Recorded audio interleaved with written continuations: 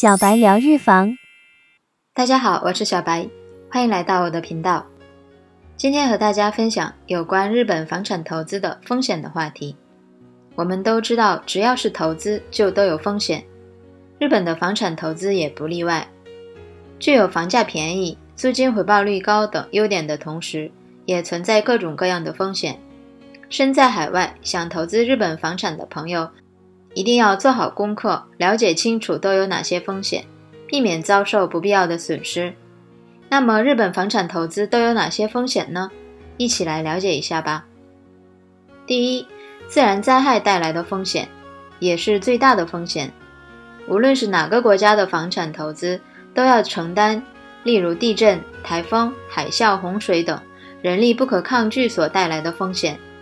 尤其日本是一个地震频发的国家，偶尔也会伴随着海啸，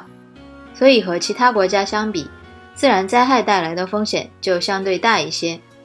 就近几年的大规模地震来看，2011年3月11日发生的东日本大地震，震级为9级，同时引发了巨大的海啸，给日本东北部城市造成毁灭性破坏，近19000多人死亡，129万多栋房屋遭受破坏，为日本二战后最为惨重的自然灾害。不仅如此，根据日本内阁府2018年公布的资料，在未来30年内，日本会发生首都直下型地震和南海海沟地震等大规模地震的概率有 70% 到 80%。 虽然这种大地震不常发生，并且日本的建筑抗震性较强，还有完善的火灾保险和地震保险制度，但一旦发生这种大规模地震的话，还是会给投资者带来不少的经济损失，所以投资日本房产时，心理上应有所准备。第二，人口减少带来的房子贬值和租金下跌的风险。房地产的价值受到外部因素的影响，可以升值也可以贬值。比如经济景气、城市再开发、开通新的电车线路等会使房产升值，反之经济萧条、城市知名度变低、人口减少等会使房产贬值。而目前大部分日本的年轻人都处于单身状态，晚婚不婚，导致人口出生率下降，日本的总人口在持续减少。根据总务省的调查数据显示，现在日本的总人口为1.26亿人，预测到2035年减少到1.12亿人，也就是说15年间减少1400万人，9% 的负增长率。虽然在短期内人口减少对房价的影响不是很大，但从长期来看，没有足够多的购房需求和购买力支持，房价的降低是不可避免的。但也分城市，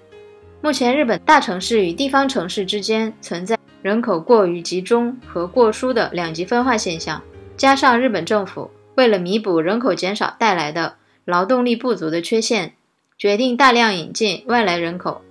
而这些外来人口会持续流入到机会多、发展空间大的东京、大阪等大城市中去，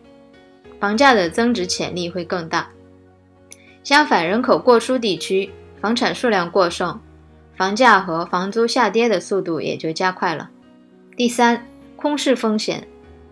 虽然日本租赁用房产的平均出租率高达 90% 以上，全国平均租房期限也达到2年到4年，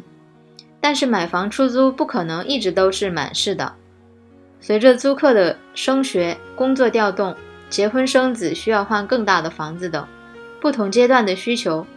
短期的空置期是不可避免的。对于投资者来说，房子空了，租金收入就是零。如果能在短时间内招到租客最好，但如果因为房子老化、设备老旧、离车站远、周边竞争房产增多等原因，导致房产在租客群体中失去了吸引力，长期招不到租客，被空置的话，不仅是零收入，还要支付修缮金、管理费、房产税等必要的经费，反而需要倒贴钱了。房子再好，回报率再高，没有人住就等于零收入，就没有投资的意义了。第四，租客带来的风险。如果租客的属性不好，轻则会产生诸如拖欠房租、屋内设备破坏等问题，重则会出现杀人事件等情况。日本的很多老公寓隔音很差，经常发生邻里纠纷。就在今年的4月份，大阪府大东市的一栋5层的单身公寓内就发生了楼下的男子因噪音问题刺死楼上女大学生的事件。一旦发生这种事情，整栋楼就会变成事故房，也称有心理瑕疵的房子，这将大大降低房产的资产价值。大多数人也都会避开租这种让人觉得有不快感的房子。那么为了招到租客，只能把租金降到低于市场价格的水平。另外，日本的一些低保老人居住的单身公寓也常常发生屋内自杀或孤独死的事情，这样的房子转手出售也只能低于市场价格。所以买日本投资用房时，租客的属性是一个很重要的参考标准。第5，修缮风险。无论购买的是新房还是二手房，随着时间的推移都会出现大大小小的毛病，例如空调、热水器、储水箱等设备故障，供水排水管道堵塞，外墙裂化脱落，屋顶漏雨等。虽然房产管理公司会定期点检和维护，但是根据房产的新旧程度，也不可避免的会出现突发性的修缮风险。根据房子的规模和损坏的程度，小则需要几十万日元，大则需要几百万甚至几千万日元。房子越旧，这种隐藏的修缮风险就越大。第6，银行利率上升的风险。利率变化对于收取租金收益的房地产投资的影响尤为显著。一旦贷款利率上升，即使是 0.1%， 因为房地产贷款的金额一般都比较大，所以会直接大幅增加投资者的利息成本，加重其每个月的债务负担，减少现金流，就不能收回预期的投资回报了。当利率上升导致每个月偿还的金额超过租金收入时，长期下来，如果投资者没有强大的资金实力，就只能破产，低价变卖房子了。虽然日本已经连续20多年实行低利率政策，但是不动产投资贷款一般都适用变动利率，所以不能保证在以后的几十年内利率不会上升。第7，资金套牢的风险。无论是哪个国家的房产投资，因为占用资金多，使房产交易的完成需要一个相当长的过程，这就导致投资于房产的资金流动性较差，不容易变现。投资者在急需现金的时候，无法将手中的房地产尽快变成现金，从而给投资者带来了变现收益上的风险。手里的可支配资金减少了，有更好的投资机会出现时就很难把握。在日本，如果买了单间的二手公寓，因为价格便宜，所以相对来说流动性较强，但是也得需要1个月左右的周期。如果是整栋楼的话，因为大部分日本人都是银行贷款买的，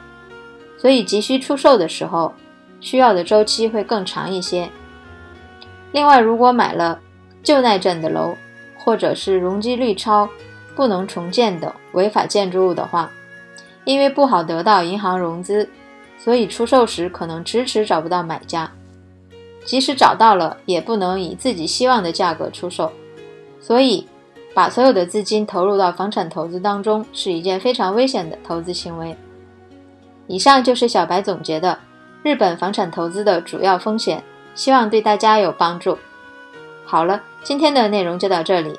如果您对日本房产投资感兴趣的话，请关注并订阅小白聊日房，我们下一期再见。